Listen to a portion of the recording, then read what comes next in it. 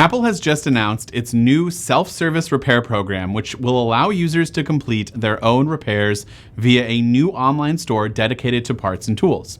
The self-service repair program will give customers who are comfortable with the idea of completing their own repairs access to Apple's genuine parts, tools, and manuals, starting with the iPhone 12 and iPhone 13 lineups. Now, the first phase of this program will focus on the iPhones, most commonly serviced parts like the displays, the batteries, and the cameras, but more repairs will become available later next year.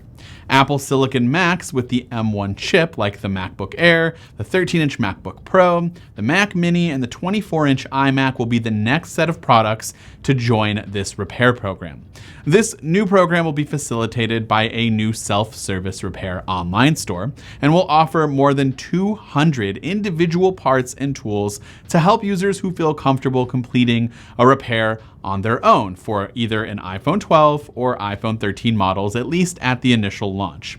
Now, customers who want to perform a repair will first be encouraged to consult the repair manual before placing an order for parts and tools using the Apple Self-Service Repair online store. Now, after the repair has been completed, customers who return their used or broken parts to Apple for recycling will actually receive a credit going towards their initial purchase.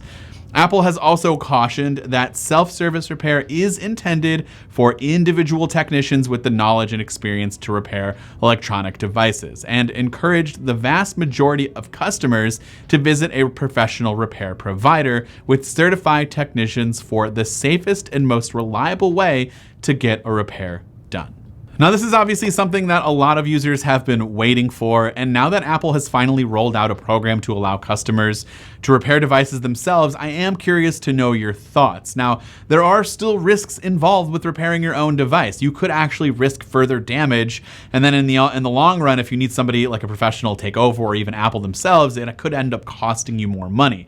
But on the flip side, if you do feel comfortable handling some of the easier repairs, like replacing a cracked display, for example, well, then you could end up saving a lot of money in the long run. But of course, I'd love to know your thoughts in the comments down below. And I think, like everyone else out there, this is actually a really good thing. And for those who are interested in this program, it actually hasn't rolled out just yet. Apple will begin the rollout in early 2022, with expansion to additional countries happening throughout 2022.